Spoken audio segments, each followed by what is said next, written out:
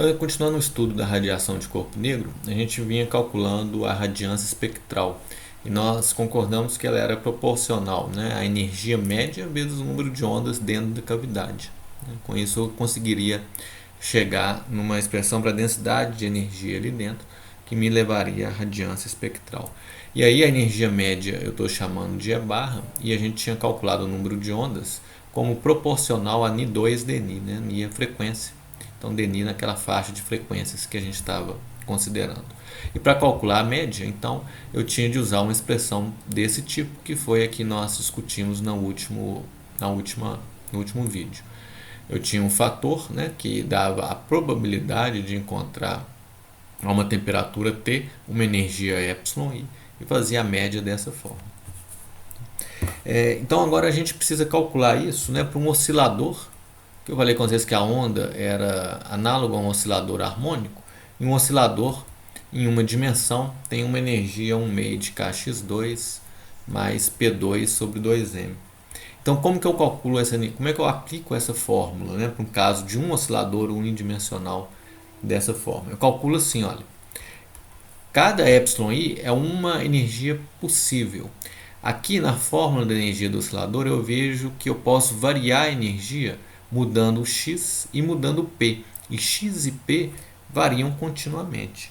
Então, cada energia aqui que eu estou somando, na verdade, vai ter que ser escrito como uma expressa a partir de uma integral em todos os x, em todos os p's da energia, né, que vai ser tipo 1 meio de kx2, k, 1 meio de kx2,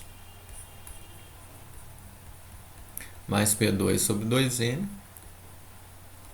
é elevado a menos EI, né? EI, então, é cada valor possível de energia. Então, cada valor é associado a um x é um P. Então, eu coloco aqui 1 meio de kx2 mais P2 sobre 2m dividido por kT e divido aqui pela soma desses fatores, né? E a soma, então, novamente é substituído por uma integral em todos os x e em todos os p's, que são as maneiras, então, repito, de eu variar a energia num sistema como esse aqui. Então, é elevado a menos, né, o EI, vou colocar entre parênteses aqui, é isso aqui, dividido por kT. É essa conta. Então, eu faço essa integral, né, eu posso fazer essa integral. O resultado dessa integral, ele pode ser expresso da seguinte maneira: cada termo quadrático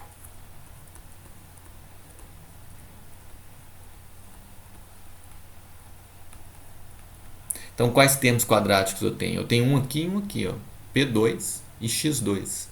Cada termo quadrático contribui para a energia média com 1 meio de kT, a uma temperatura T. Esse é o chamado teorema da equipartição da energia.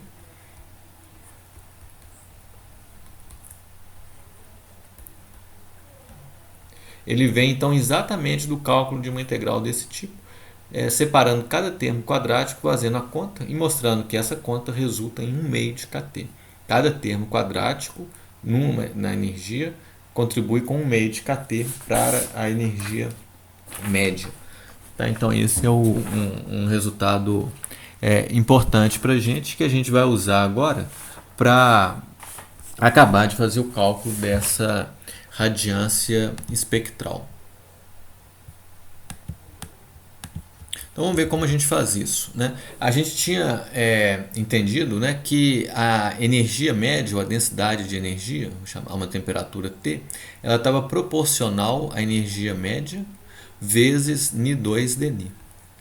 E fazendo o cálculo da energia média desse tipo, eu vejo que eu vou necessariamente obter alguma coisa proporcional a kT, né? Porque cada onda ali é tipo um oscilador. Cada oscilador tem dois termos quadráticos em uma dimensão.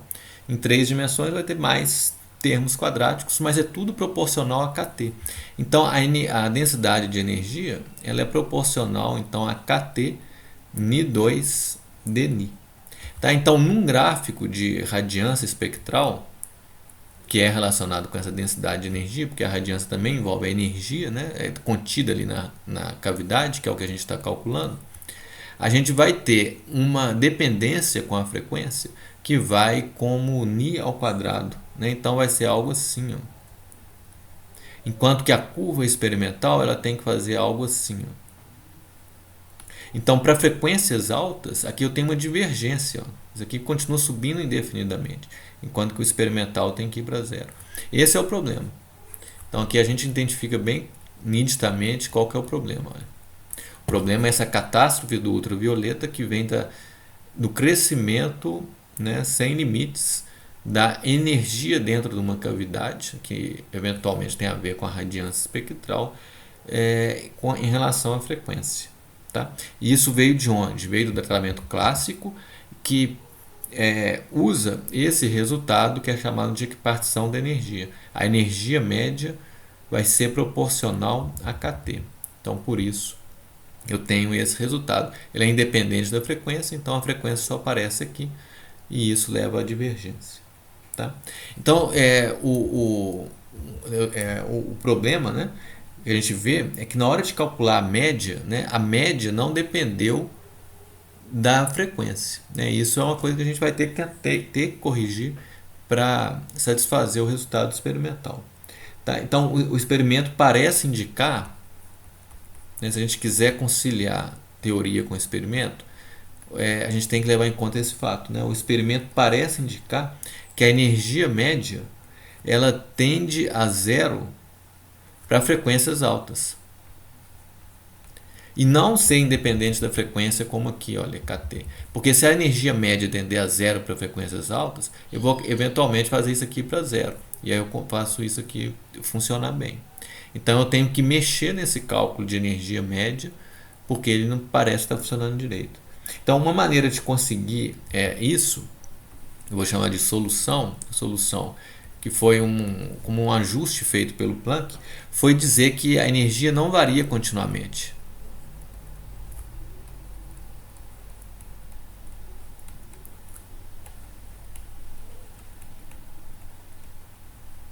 Se a energia não varia continuamente, a gente não pode usar nada disso que eu fiz. Aqui eu usei essa integral, representa a variação contínua da energia em x e p. Isso aqui não pode ser verdade mais, e esse cálculo então está errado. Tá? Então essa hipótese elimina tudo aquilo que eu fiz naquele cálculo. E eu vou dizer que a energia, para a energia média depender da frequência e eventualmente ir para zero quando o nível for alto, que eu preciso por causa do experimento, eu vou dizer que os valores possíveis de energia variam aos saltos, né, dependentes da frequência. HNI, 2HNI, 3HNI, H é uma constante que eu vou chamar de constante de Planck.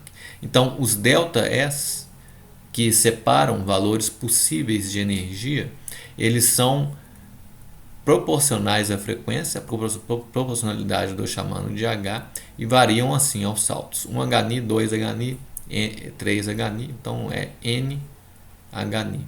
Esse seria o meu ΔE. A variação de energia entre uma energia possível e uma outra energia possível.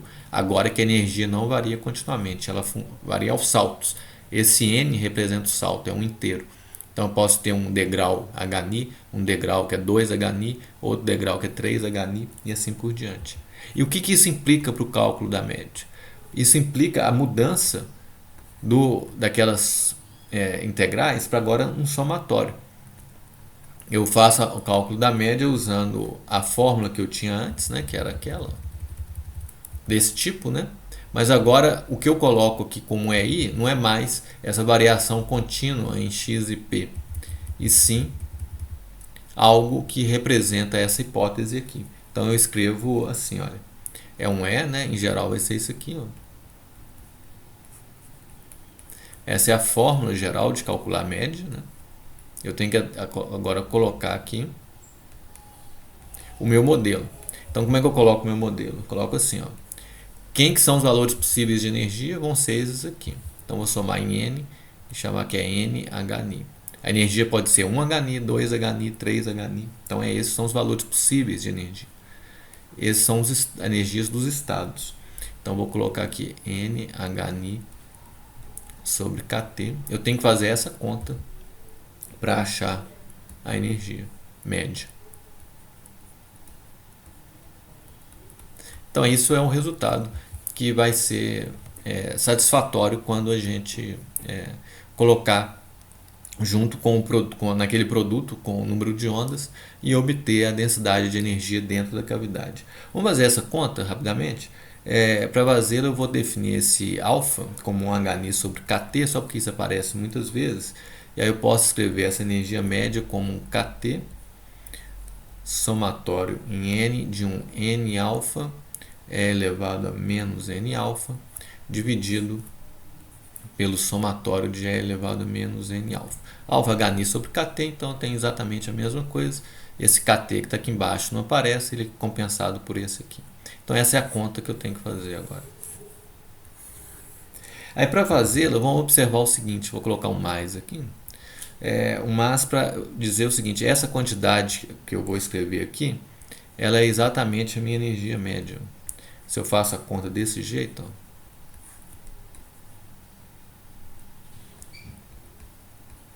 eu tenho exatamente esse resultado de cima, né? Por quê? Então vamos fazer. Eu tenho aqui menos alfa kT, então vou continuar escrevendo isso aqui. Então qual que é a derivada do logaritmo? É 1 sobre o logaritmo, o argumento, né? Que é a somatória em n de e elevado a menos n alfa. Aí observe que pelo fato de ter um logaritmo disso, né? Eu já gero esse denominador, a energia média. E aí eu ainda derivo, né, o argumento e coloco aqui no numerador. Então essa derivada aqui vai me dar derivada em alfa, né? Então vai dar menos n elevado a menos n alfa. Agora compara com isso, você vê que é exatamente a mesma coisa. Esse menos com esse menos corta. Alfa é Hν sobre kT. Então eu corto o kT de um lado e de outro. E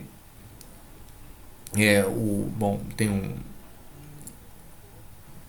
n alfa, é exatamente o mesmo resultado, né? N alfa aqui, kT, então é o mesmo resultado que eu tenho.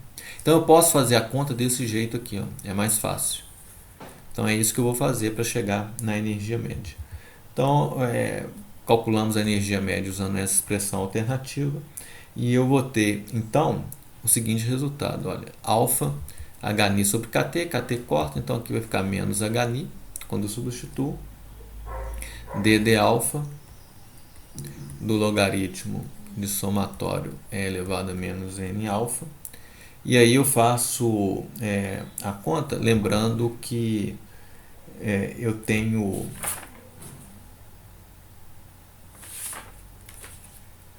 essa série que pode ser escrita assim, olha, e elevado a menos n alfa vai ser igual a 1 mais e elevado a menos alfa mais e elevado a menos 2 alfa mais e elevado a menos 3 alfa e outras coisas.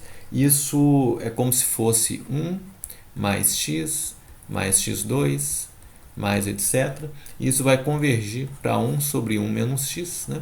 Essa série converge para isso, para módulo de x menor que 1, que é o que a gente tem.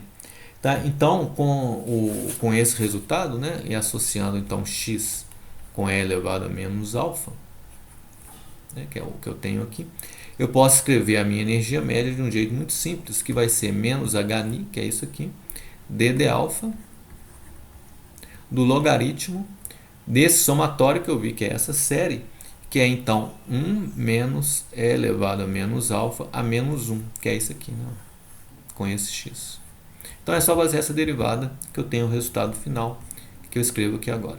Menos Hν, a derivada disso vai ser 1 sobre o argumento, que é 1 menos e elevado a menos alfa menos 1, vezes a derivada disso aqui, que vai ser então menos 1 vezes 1 menos e elevado a menos alfa a menos 2, vezes ainda a derivada do que está aqui, que vai ser e elevado a menos alfa, né? Menos com menos é mais, é elevado a menos alfa. Esse é o resultado. Posso só reorganizá-lo para escrevê-lo como Hν, não, menos com menos é mais, dividido por 1 menos e elevado a menos alfa. Aqui eu tenho menos 1 com esse menos 2, eu vou ficar com o denominador apenas, e elevado a menos alfa. Só mais um termo, mais uma equação. Dividindo tudo por e elevado a menos alfa, eu tenho esse resultado aqui. E elevado a menos alfa menos 1. Né? E substituindo alfa Hν sobre kT, eu tenho o resultado da energia média, que é Hν elevado a Hν sobre kT menos 1. Observe que a energia média agora, a energia média depende da frequência. Né? O que acontece para frequências muito altas? Para frequências muito altas, se o Ni vai para infinito, a exponencial cresce muito aqui, cresce mais do que a função Ni, né? E então esse denominador fica muito grande comparado com o numerador, e isso leva a energia média para zero. Levando a energia média para zero, a densidade de energia na cavidade vai para zero e a radiância nessa faixa de frequências vai para zero. E aí eu consigo fazer com que o comportamento da curva seja o esperado pelo experimento. Então, qual que é a conclusão? Né? A conclusão é que essa expressão ela traduz corretamente o experimento e ela traz consigo, né, uma ideia de quantização da radiação eletromagnética em quantas de energia que estão expressos aqui nesses valores, Hν, 2Hν, 3Hν. Planck fez isso como um ajuste. Né? Ele observou que fazendo essa mudança na matemática, tirando os somatórios, as integrais que representam a variação contínua de energia e substituindo por um somatório que traduz a variação em quantas da energia, eu conseguiria o resultado correto, que é fazer a energia média ir para zero quando a frequência fosse para zero, fosse para infinito, né? Resolvendo o problema da catástrofe do ultravioleta. Vai ser Einstein que vai dar um sentido físico a isso, ou uma realidade física a isso, falando que de fato, né, esses quanta são entes físicos, que são os fótons.